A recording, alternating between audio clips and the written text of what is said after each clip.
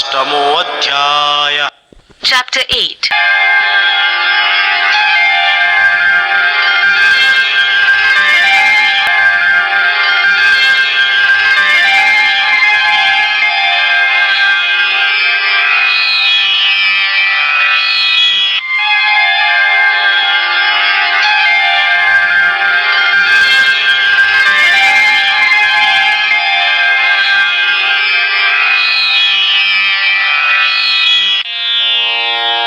किं तद्ब्रह्मा किमध्यात्मम्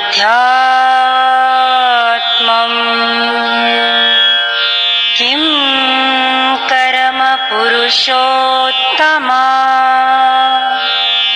अधिभूतं च किम् प्रोक्तमधिदैवम्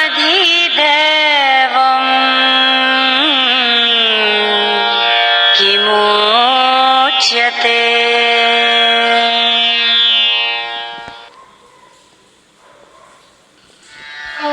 अर्जुन बोले, हे पुरुषोत्तम, वह ब्रह्म क्या है, अध्यात्म क्या है तथा कर्म क्या है, अधिभूत और अधिदैव किसे कहा जाता है? Arjuna said, O Purushottama, what is that Brahma? What is Adhyatma? And what is Karma? What is termed as Adibhuta and Adideva? Purushottama, another name of Lord Krishna, meaning the one who is supreme among men. अधियज्ञः कथं कोत्र देहेऽस्मिन् मधुसूदन प्रयाणकाले च कथं ज्ञेयोऽसि नियतात्मभिः।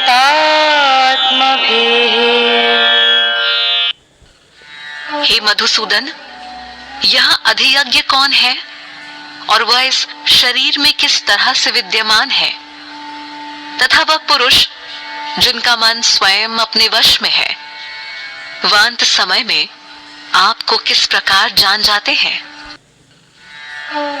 O Madhusudana, who is Adiyagya here, and how does he dwell in the body?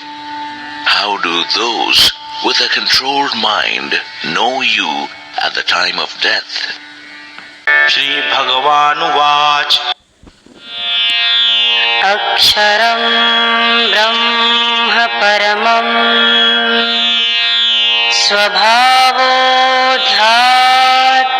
स्वभावोऽध्यात्ममुच्यते भूतभावो भवकरो विसर्गः कर्म संज्ञितः।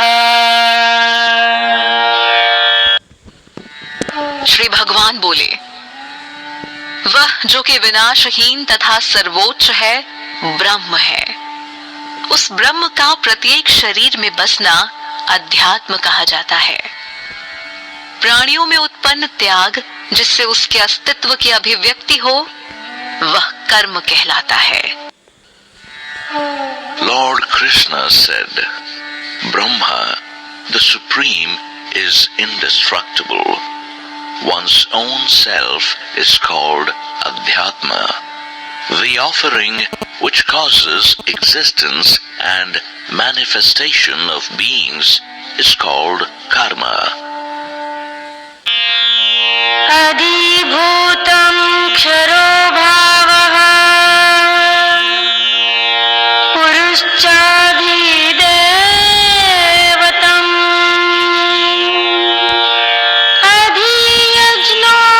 अधियज्ञोऽहमेवात्र देहे देहभृतां वर। हे देहधारियों में श्रेष्ठ अर्जुन, यह नाशवान पदार्थ अधिभूत है और पुरुष अधिदैव है। इस शरीर में अंतर्यामी रूप से समाया हुआ मैं परमेश्वर ही अधियज्ञ हूँ।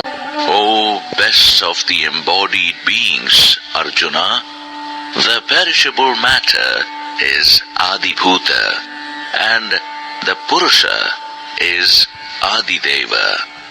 I myself dwelling in this body as an inner witness am Adiyagya.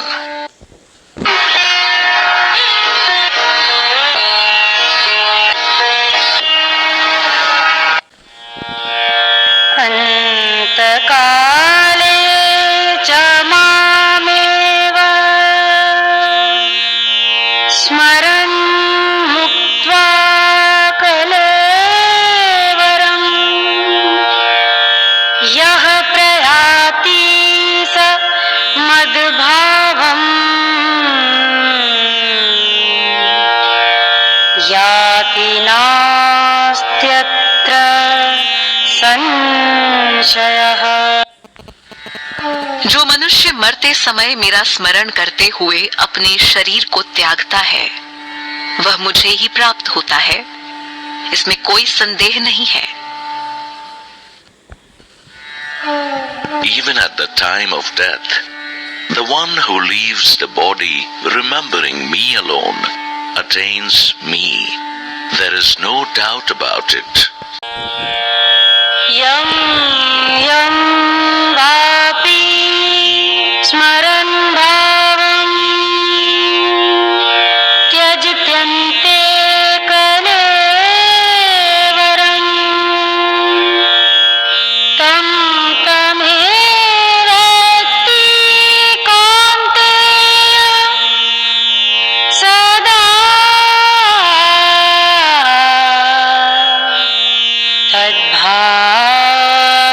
तद्भावभावितः। हे कौन्तेय, मनुष्य मृत्यु के समय जिस भावना का स्मरण करता हुआ अपने शरीर को त्यागता है वह उस भाव के फल स्वरूप उसी योनि को ही प्राप्त होता है। O Kaunteya, with whatever thoughts one leaves the body at the time of death, that is what he attains as a result of always being occupied in those thoughts only. तस्मात् सर्वेषु कालेषु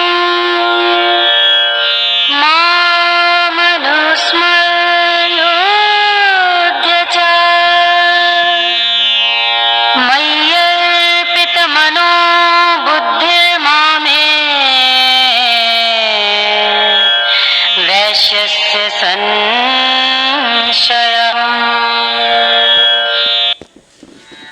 इसलिए तू हर समय मेरा स्मरण कर और युद्ध भी कर। अपने मन और बुद्धि को मुझ में समर्पित करके तू निश्चय ही मुझे प्राप्त हो जाएगा। Therefore, think of me at all times and fight also. With your mind and intellect fixed on me, you will surely attain me only. अभ्यासयोगयुक्तेन चेतसा नान्यगामिना परमं पुरुषं दिव्यं याति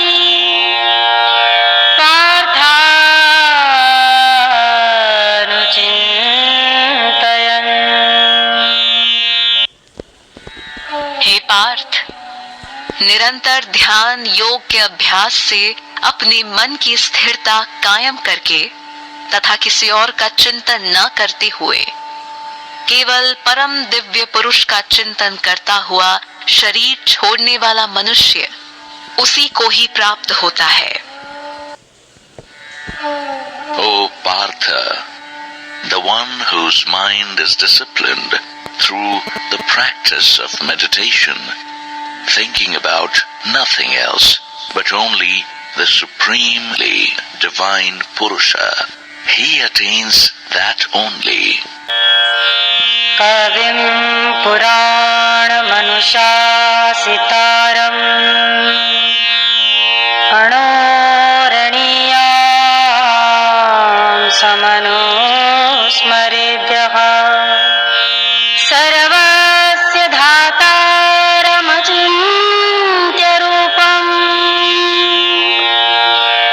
आदित्यवर्णम् तमसः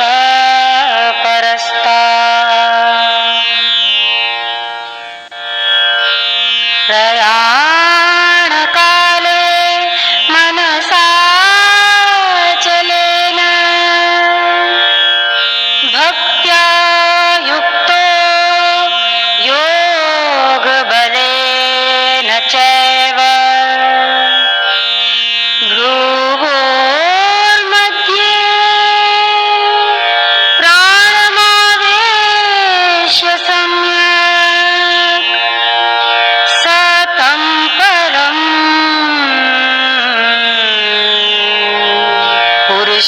पुरुषमुपैति दिव्यम्।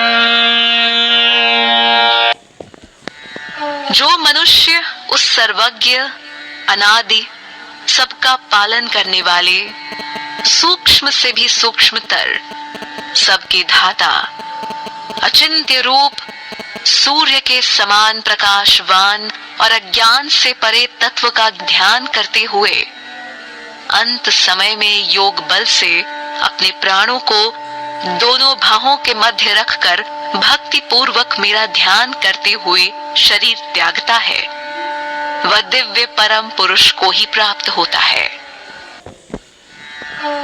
The one who meditates on that all-knowing, eternal, the universal sustainer, subtler than the subtle, the ruler of all, having an unimaginable form, radiant like the sun, and far beyond the darkness of ignorance, having firmly held the prana between the two eyebrows at the time of death by the power of yoga, leaves his body while contemplating upon me with devotion.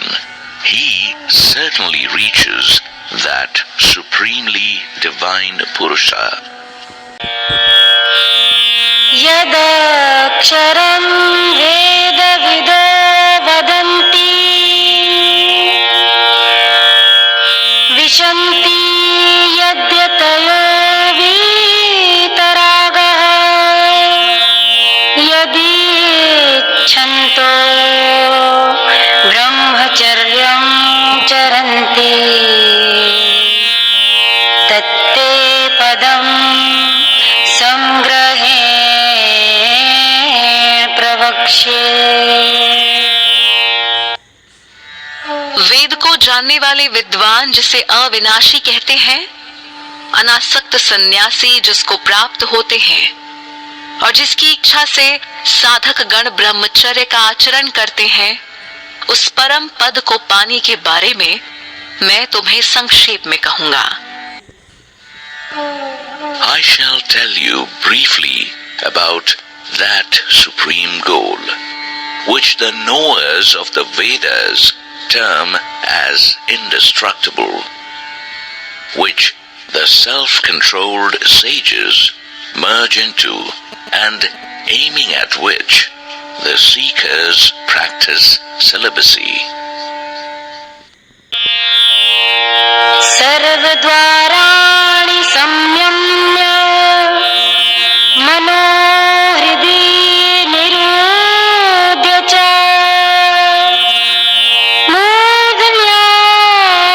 मूर्धन्याधायात्मनः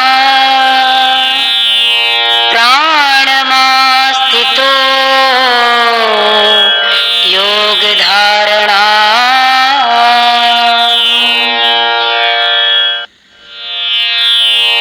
Om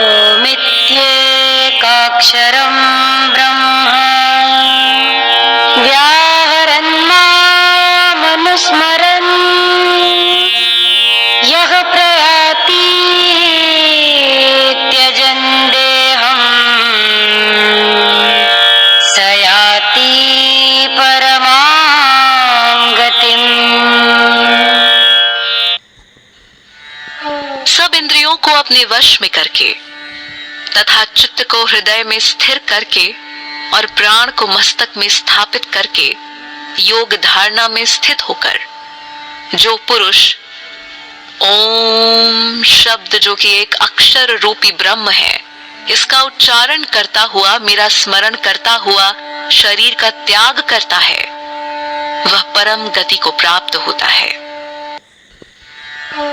Having controlled all the senses, firmly holding the mind in the heart, fixing the prana in the head, remaining dedicated in concentration on God and being established in yoga.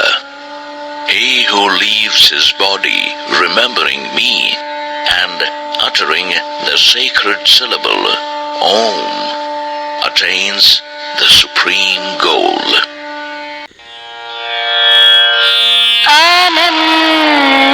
अनन्यचेताः सततं यो मां स्मरति नित्यशः तस्याहं सुलभः पार्थ नित्ययुक्तस्य योगिनः। हे पार्थ, जो पुरुष अनन्य मन से एकाग्रचित होकर मेरा स्मरण करता है उस निरंतर ध्यान युक्त योगी के लिए मैं सहज रूप में प्राप्त हो जाता हूं। O Partha, the focused one who constantly remembers me with an undivided mind, I am easily attainable to that forever devoted yogi.